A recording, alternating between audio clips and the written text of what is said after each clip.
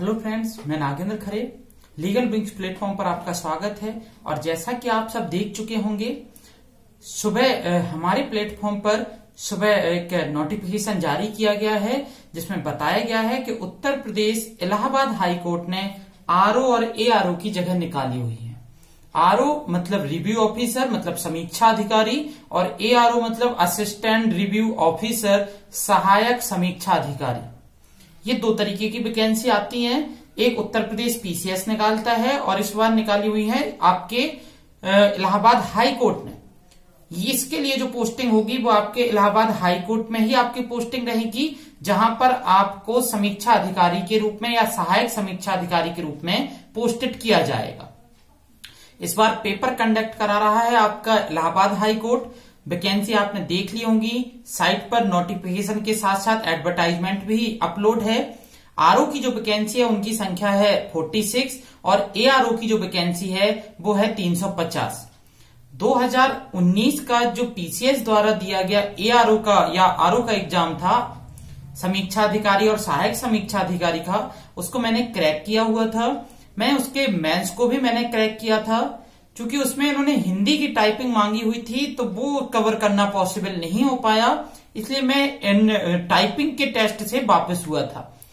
जनवरी 2020 में मैंने typing test Allahabad में दिया हुआ था और उसमें मैं डिस्क्वालिफाइड हो गया था।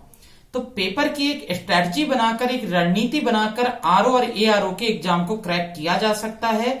बड़ा सिंपल पेपर आता है, बड़ा नॉर्मल सा पेपर आता है, लेकिन जनरल नॉलेज और एप्टीट्यूड कंबाइंड करते हुए एक ही पेपर में पूछा जाता है। जो पीसीएस द्वारा एग्जाम होता है उसमें तो एप्टीट्यूड जीएस के साथ इंक्लूड होता है और एक हिंदी लैंग्वेज का अलग से ग्रामर का टेस्ट होता है।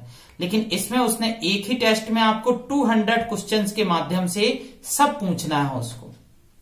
सबसे अच्छी बात है, पीसीएस द्वारा जो एग्जाम होता था उसमें मेंस क्वालिफाइड करना पड़ता था, यहां पर वनडे एग्जाम है। वनडे एग्जाम सबसे आसान होता है क्रैक करना, और उसके बाद आपको टाइपिंग टेस्ट एक देना है, जैसा कि आपने एडवर्टाइजमेंट में देख लिया होगा।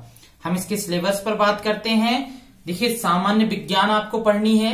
सामान्य विज्ञान में फिजिक्स, केमिस्ट्री और बायोलॉजी के सामान्य 10वीं स्टैंडर्ड तक के प्रश्न शामिल होंगे। कितने स्टैंडर्ड तक के? 10th स्टैंडर्ड तक के।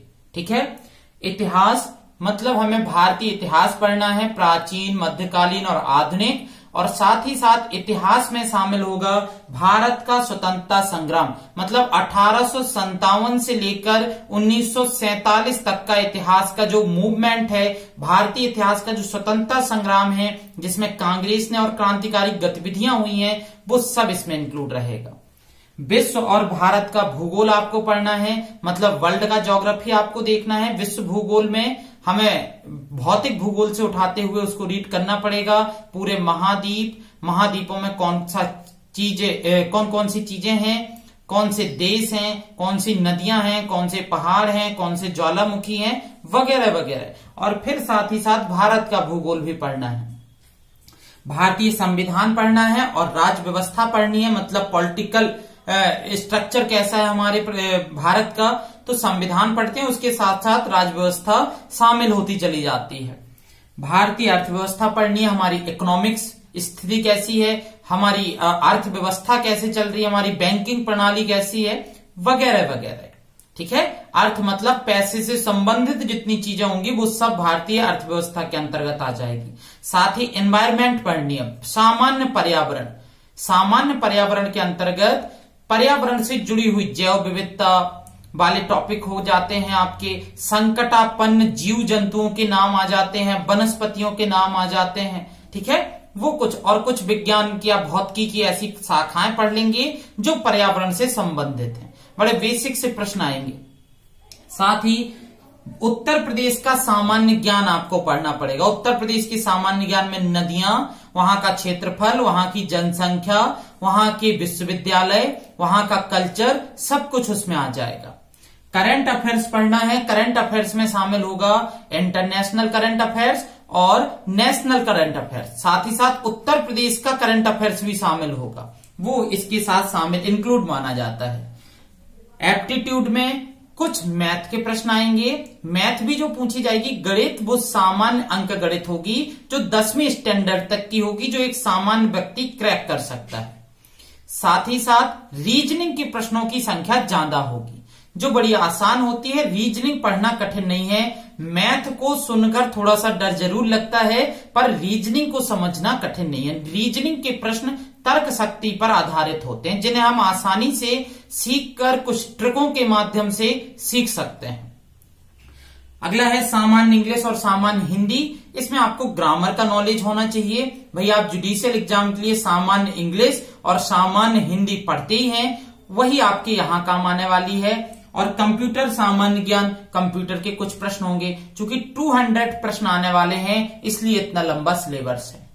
ठीक है, मैं आपको इसी प्लेटफॉर्म पर लाइव क्लास के माध्यम से पूरा सामान्य ज्ञान प्लस करंट अफेयर्स के साथ साथ एप्टीट्यूड रीजनिंग भी मैं सॉल्व करवा दूंगा। आपकी रीजनिंग की कुछ सिलेक्टेड ट्रिकें हैं वो सिखा दूंगा, कुछ प्रैक्टिस करा दूंगा और उसके माध्यम से आपकी रीजनिंग की भी तैयारी हो जाएगी।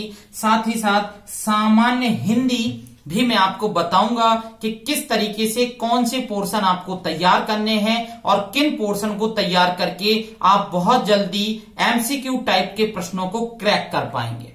ठीक है, तो एक पूर्ण रणनीति के साथ हम शुरू करने वाले हैं लीगल विंग्स प्लेटफॉर्म पर यूपी आरओ और एआरओ का एक लाइव बैच। ठीक है, तो अगर आप इच्छुक हैं उसको ज्वाइन करने के तो आप प्रतिभा मैम से संपर्क कर सकते हैं।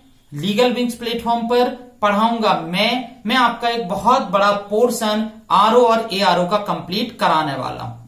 ठीक है, चलिए नमस्कार।